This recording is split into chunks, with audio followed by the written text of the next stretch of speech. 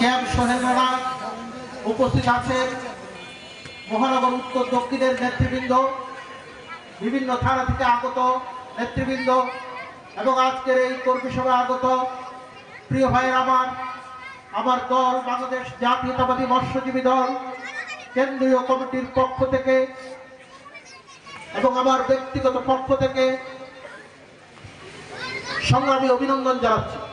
প্রিয় সাথীরা, বক্তব্যে আরেকটি প্রিয় আমার ছোট ভাই, ছাত্র রাজনীতির আমার সহকর্মী, সহযোদ্ধা, রাজপথে যাওয়ার সাথে অনেক ঐতিহাসিক আমাদের সম্পর্ক ঘটেছিল, ঐতিহাসিক ঘটনা প্রবাহে সেই সংগ্রামী ছাত্র নেতা ধানমন্ডি থানা বিএনপির সংগ্রামী যুগ্ম আহ্বায়ক ইয়াসিন মোল্লা সহ আপনাদের সবাইকে অভিনন্দন জানাচ্ছি আজকের এই কর্মী সভা আসার জন্য।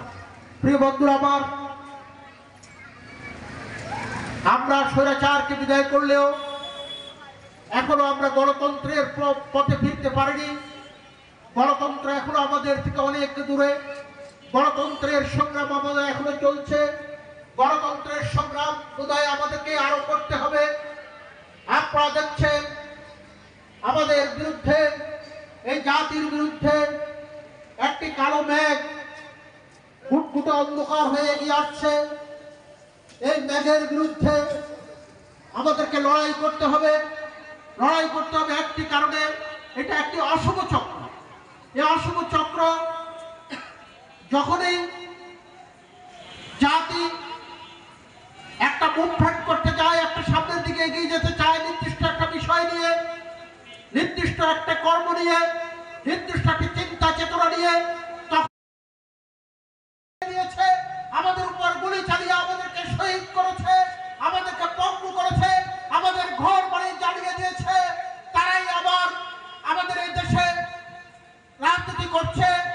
আজকে যদি 24-এর যেই অপরাধীরা, যারা স্বৈরাচারী সরকার ছিল, 24-এর 5 আগস্ট যাদের পতন ঘটেছে, আমরা আজকে সম্মিলিতভাবে বলছি তাদের বিচার চাই, তাদের বিচার করতে হবে। আর যদি তাদের বিচার করতে হয় তাহলে আমি মনে করি 1971 সালে যারা স্বাধীনতা বিরোধী ছিল তাদেরও বিচার করতে হবে।